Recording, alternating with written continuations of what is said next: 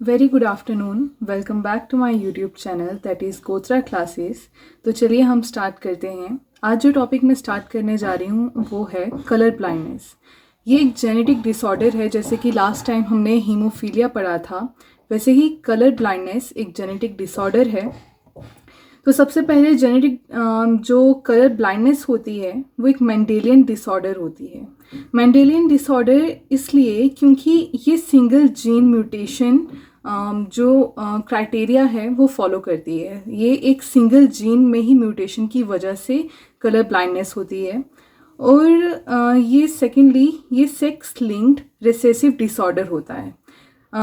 Recessive इसलिए क्योंकि जिस जीन में, जिस एलील में ये म्यूटेशन होती है वो रेसेसिव जीन होता है। ये हम आगे डिस्कस करेंगे क्यों रेसेसिव होता है। और सेकेंडली ये सेक्स लिंक्ड होता है। क्योंकि सेक्स लिंक्ड इसलिए क्योंकि ये एक्स एंड वाई क्रोमोसोम में होता है। Third, defect of either red and green cone of eye. जिन पर्सन को कलर ब्लाइंडनेस होती है वो ये देखा जाता है कि वो रेड एंड ग्रीन कलर को डिफ्रेंशिएट नहीं कर पाते हैं। उनको रेड की जगह कुछ और कलर दिखाई देता है और ग्रीन की जगह कुछ और कलर दिखाई देता है। ऐसे पर्सन को ज़्यादातर ट्रैफिक सिग्नल्स पहचानने में डिफ़िकल्टी हो सकती है। और अगर किसी पर्सन को, ज़रूरी नहीं है कि एक पर्सन को एक साथ ही ये डिफेक्ट, दोनों डिफेक्ट हों। हो सकता है कि किसी पर्सन को ग्रीन कलर देखने में मुश्किल आती हो, किसी को रेड कलर देखने में मुश्किल आती हो। और अगर किसी पर्सन में रेड कलर के जो कोन हैं वो अगर म्यूटेटेड हैं तो उस डिसीज़ को हम कहते हैं प्रोटेनोपिया। और अगर ग्रीन कलर के जो कोन्स हैं उसकी आई में अगर वो म्यूटेटेड हैं तो हम उसको बोलते हैं ड्यूटेनोपिया। अब ये इस डिजीज़ को एक्स क्रोमोसोम पे ही, जैसे हमने ये पहले डिस्कस किया था कि ये जो जेनेटिक डिसऑर्डर्स होते हैं ये ज़्यादातर सेक्स लिंक्ड ही होते हैं। और इनके जो जीन्स होते हैं वो एक्स जीन पे ही प्रेजेंट होते हैं, क्योंकि वाई जीन पे इनके रिसेसिव जो जीन्स होते हैं वो प्रेजेंट नहीं होते हैं। इसलिए ये एक्स क्रोमोसोम पे ही डिजीज़ कैरी कर सकती है। अब ये जो कलर ब्लाइंडनेस है वो 8% मेल्स में होती है और 0.4% फीमेल्स में होती है। यस, जहाँ तक आप देख रहे हैं कि ये डिजीज़ होने के बहुत सारे जो परसेंटेज है वो मेल्स में ही होती है, फीमेल्स में बहुत कम होती है। ये हम आगे देखेंगे। इनहेरिटेंस पैटर्न जब हम डिस्कस करेंगे तब हम देखेंगे कि ऐसा क्यों होता है।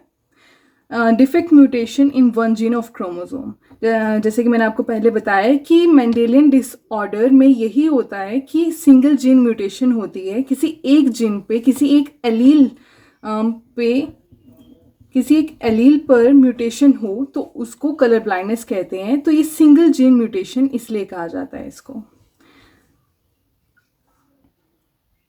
जैसे कि हमने पहले हीमोफीलिया पढ़ा था, हीमोफीलिया भी criss cross inheritance pattern show करता है। क्रिस क्रॉस पैटर्न इसलिए कहा जाता है क्योंकि ये डिजीज़ जो होती है वो फादर से डॉटर में पास आउट होती है और डॉटर से ग्रैंडसन में कैरी होती है। अब ग्रैंडसन ये हम फादर के रिस्पेक्टिव में देख रहे हैं, और इधर मदर से सन में जाती है, सन से उसकी डॉटर में जाती है।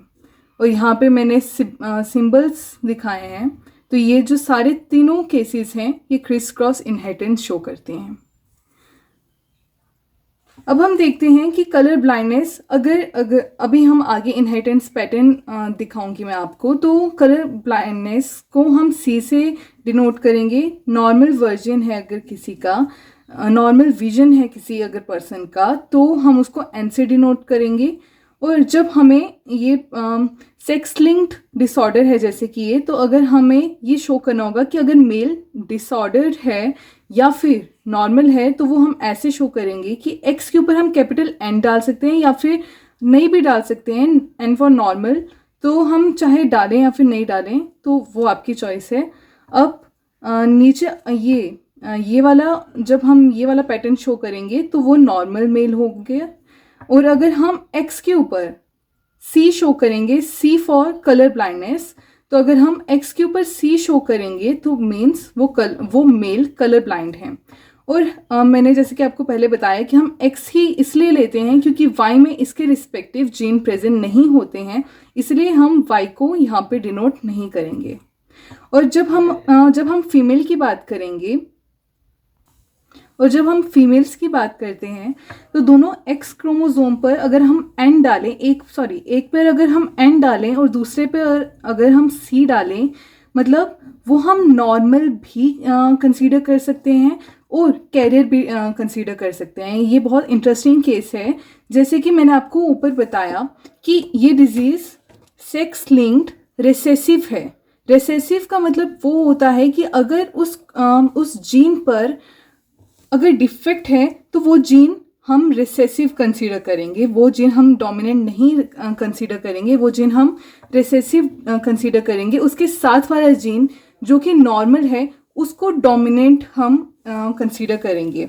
जैसे कि अब इस वाले केस में एक जो क्रोमोसोम है वो नॉर्मल है और दूसरे क्रोमोसोम के जो जीन्स हैं वो डिफेक्टेड हैं, तो ये वाला जो क्रोमोसोम होगा वो रिसेसिव होगा और ये वाला जो नॉर्मल क्रोमोसोम होगा वो डोमिनेंट होगा।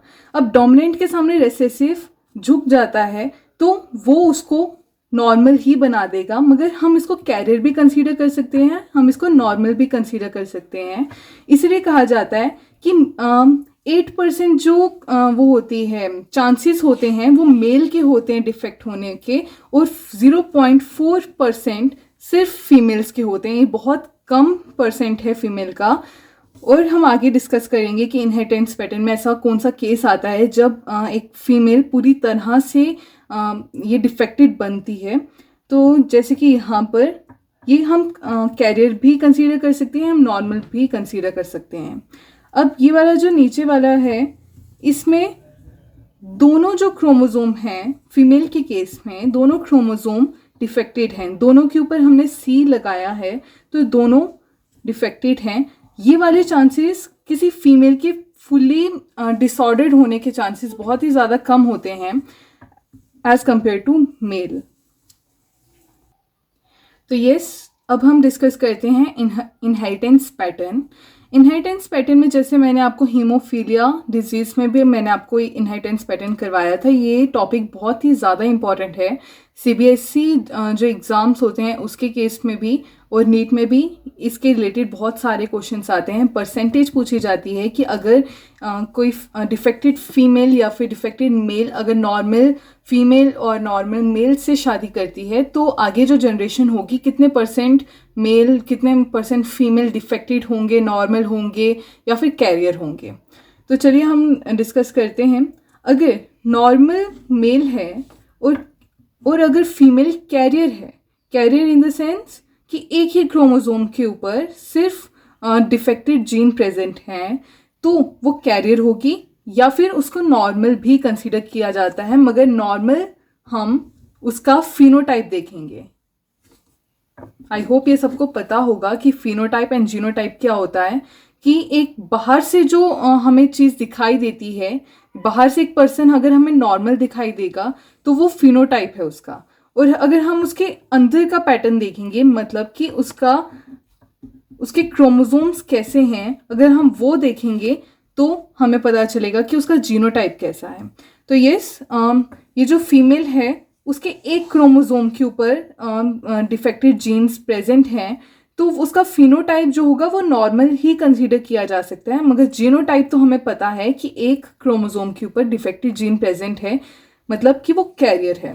अब अगर हम इनके गैमीट्स को अगर हम इनका फ्यूजन करवाएंगे तो पैटर्न कुछ इस तरह से आएगा कि अगर हम आगे देखेंगे कि जनरेशन जो आगे हमें दिखती है वो होती है कि एक फीमेल हमें दिखेगी जो कि कैरियर होगी, एक और फीमेल जो कि नॉर्मल होगी। इसके दोनों ही क्रोमोसोम के ऊपर कोई भी डिफेक्टेड जीन प्रेजेंट नहीं है कलर ब्लाइंडनेस का।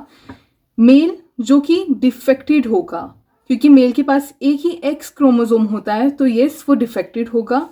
और एक नॉर्मल मेल जिसके एक्स क्रोमोसोम के ऊपर जो डिफेक्टेड कलर ब्लाइंडनेस का जो जीन होता है वो प्रेजेंट नहीं है। तो परसेंटेज कुछ इस तरह होगी कि फीमेल जो होंगी वो 25% फीमेल्स कैरियर होंगी, नॉर्मल 25% फीमेल्स होंगी, डिफेक्टेड मेल भी 25% होंगे और नॉर्मल मेल भी 25% होंगे।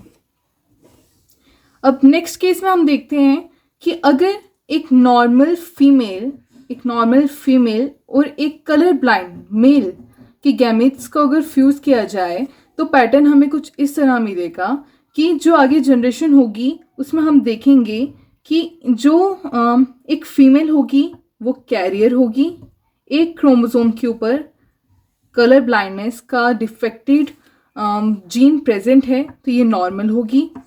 दूसरा जो हमें दिखेगा वो है नॉर्मल मेल होगा, नॉर्मल क्योंकि एक्स क्रोमोसोम के ऊपर जो कलर ब्लाइंडनेस का जो डिफेक्टेड जीन है वो प्रेजेंट नहीं है। सेकंड जो फीमेल होगी वो कैरियर होगी, वो अगेन कैरियर होगी इस केस की तरह, और जो मेल होंगे वो नॉर्मल होंगे। तो यहाँ पे हम देखने को मिलता है हमें कि जो 50%, 25% एंड 25% जो फीमेल्स होंगी, मीन्स कि 50% फीमेल्स जो होंगी वो कैरियर होंगी